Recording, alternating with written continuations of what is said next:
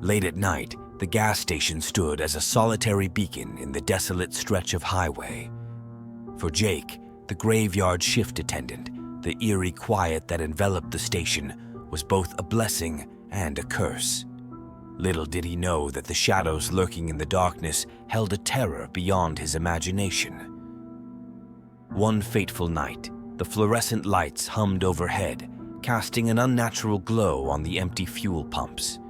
The only sound was the distant hum of passing trucks and the occasional rustle of leaves in the cold wind. As Jake mindlessly restocked the shelves, a sense of unease settled in the pit of his stomach. Around midnight, a flickering light caught his attention from one of the security cameras. Glancing at the monitor, he saw a figure standing at the edge of the dimly lit parking lot. The stranger's face was obscured by the hood of their jacket, and they stood unnaturally still, as if frozen in time. Jake's instincts screamed at him, urging caution. The bell above the entrance jingled as the door swung open. The stranger entered, their hood still pulled low, concealing their features. Jake, feigning nonchalance, greeted them with a forced smile. The stranger, however, remained silent, their gaze fixed on the rows of snacks lining the shelves. As Jake resumed his duties, he couldn't shake the feeling that something was off. The stranger's presence seemed to cast a chilling aura over the gas station. The minutes ticked by like hours, and the atmosphere grew increasingly tense. Jake's attempts at small talk were met with stoic silence. Suddenly, the lights flickered, plunging the gas station into momentary darkness. The hum of the refrigerator ceased, and an unsettling silence settled over the space. Panic clawed at Jake as he fumbled for the flashlight beneath the counter. When the lights flickered back to life, the stranger had vanished. Uneasy, Jake glanced at the security footage. The stranger was nowhere to be seen. He dismissed it as a mere coincidence, attributing the disappearance to the glitchy surveillance system. As he resumed his duties, a whisper echoed through the air, barely audible above the hum of the fluorescent lights. "Leave now." The words hung in the air, sending a shiver down Jake's spine. He scanned the empty aisles, searching for the source, but the gas station remained eerily still. Determined to dismiss the unease, Jake continued with his tasks, trying to convince himself that it was just his imagination. As the night wore on, the atmosphere grew more oppressive. The lights flickered intermittently, and shadows seemed to dance along the edges of Jake's vision. The whispers returned, growing louder and more insistent. Each time, the disembodied voice seemed to warn of an impending danger, urging Jake to abandon his post. With a sinking feeling in his gut, Jake realized he was not alone. The stranger reappeared, standing at the entrance, their hood now pulled back to reveal vacant, soulless eyes. The air turned icy as the figure approached, moving with an unnatural, otherworldly grace. Terrified, Jake reached for the phone to call the police, but the line was dead. The stranger continued to advance, their presence draining the warmth from the room. In a desperate attempt to escape, Jake bolted for the exit, but the door slammed shut, trapping him inside with the spectral intruder. The gas station, once a haven of light in the darkness, became a claustrophobic nightmare. The whispers grew into a cacophony of tortured voices, and the fluorescent lights flickered violently. As the stranger's icy grip closed in, Jake could feel the malevolent force surrounding him, sealing his fate in the desolate realm of the haunted gas station. Late nights at the gas station always held an air of desolation. Mike, a college student working the graveyard shift to make ends meet, had grown accustomed to the solitude.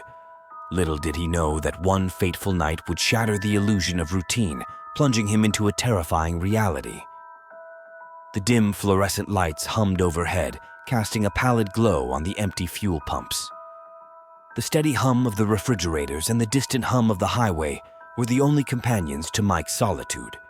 As he idly restocked shelves, a subtle unease crept over him, like a whisper of something lurking just beyond the realm of perception. Around 2 a.m., a series of sharp knocks echoed through the quiet station. Startled, Mike turned toward the entrance, squinting into the darkness.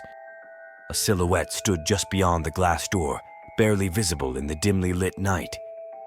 As he approached cautiously, the figure came into focus, a disheveled man, his eyes haunted by a pain that transcended the physical. Barely audible over the hum of the refrigerators, the man muttered, "Help me, please." Mike hesitated, his instincts warring with a sense of duty. The man's torn clothes and frantic demeanor spoke of a desperate situation.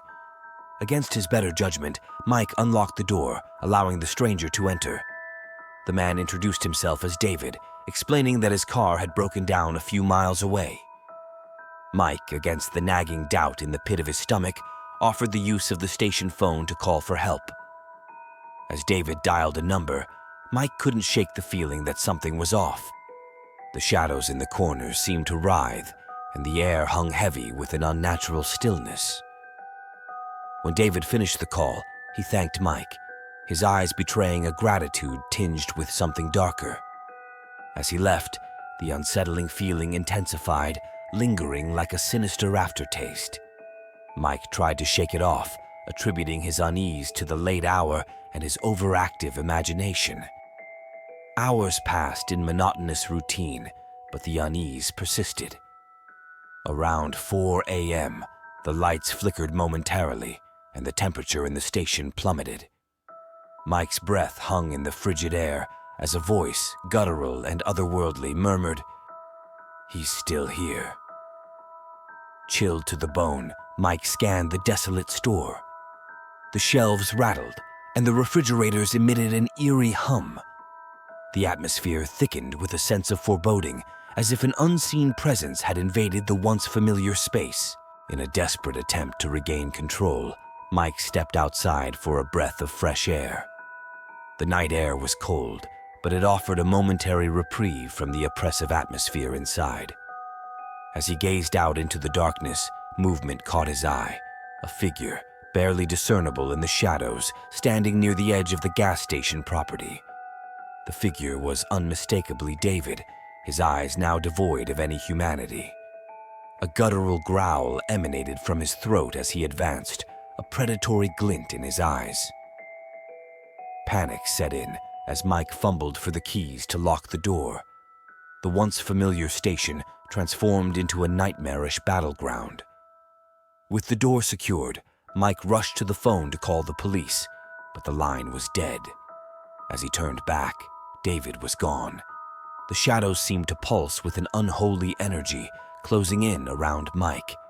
He could feel a malevolent force, a presence that defied explanation, lurking just beyond the veil of perception. The gas station, once a haven of routine, had become a battleground between the tangible and the supernatural. Mike, trapped in the nightmarish reality, could only wait in dread for the next encounter with the otherworldly forces that had invaded his desolate sanctuary. The gas station, a lone outpost on the outskirts of town, stood quiet and desolate under the cold glow of fluorescent lights.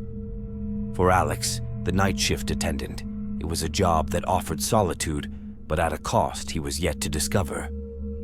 As midnight approached, an unusual heaviness settled over the station. The distant hum of passing vehicles on the nearby highway and the monotonous buzz of the overhead lights were the only companions to Alex's solitary vigil. The routine of restocking shelves and monitoring the pumps became an autopilot response, a way to ward off the creeping unease that lingered in the air. As the clock ticked past 2 a.m., a soft tapping echoed from the glass doors. Alex looked up, expecting to see a late-night customer, but the sight that met him froze the breath in his lungs.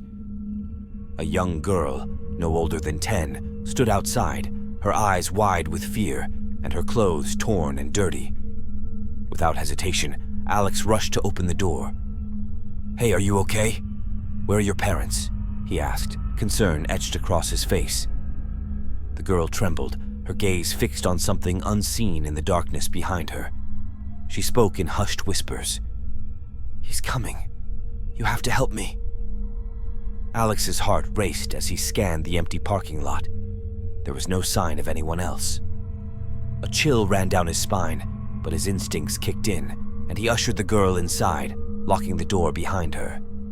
The girl introduced herself as Emily and explained that she had been separated from her family after their car broke down nearby. As Alex reached for the phone to call the police, the overhead lights flickered ominously. He dismissed it as a mere electrical glitch, but the unease persisted.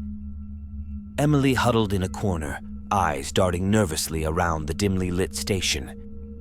Minutes later, the lights dimmed further, casting the gas station into an eerie half-light. Emily's gaze fixated on the flickering bulbs, and she whispered, "He's here." The temperature in the station plummeted, and a malevolent presence filled the air. A guttural voice resonated, seeming to come from the very walls. "Give her back!" Panic surged through Alex as the shadows seemed to coalesce into a formless, dark figure. Emily cowered in fear, pointing at the growing silhouette. The air became heavy with a palpable malevolence, and Alex could feel the weight of unseen eyes upon him. Summoning every ounce of courage, Alex grabbed Emily's hand and fled towards the back of the station, away from the encroaching darkness. The voice grew louder, now a tortured wail that reverberated through the narrow aisles. Desperation fueled their flight as they sought refuge in the storage room, the flickering lights barely holding back the encroaching shadows. In the cramped room, Alex barricaded the door, his mind racing to comprehend the unearthly terror that had befallen them. Emily clung to him, her small frame trembling. The voice outside the door pleaded, threatened, and twisted into inhuman growls. As the night wore on, the oppressive presence eventually receded.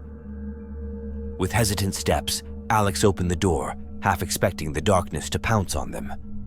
The gas station, once a haven of mundane routine, now bore the scars of an otherworldly encounter. The sun began to rise, painting the horizon with streaks of orange and pink. Alex and Emily emerged cautiously, the weight of the night's events etched into their weary faces. The once quiet gas station held secrets that defied explanation, leaving Alex with an unsettling truth that the line between the mundane and the supernatural could blur, especially during the long, haunting hours of a night shift at a seemingly ordinary gas station.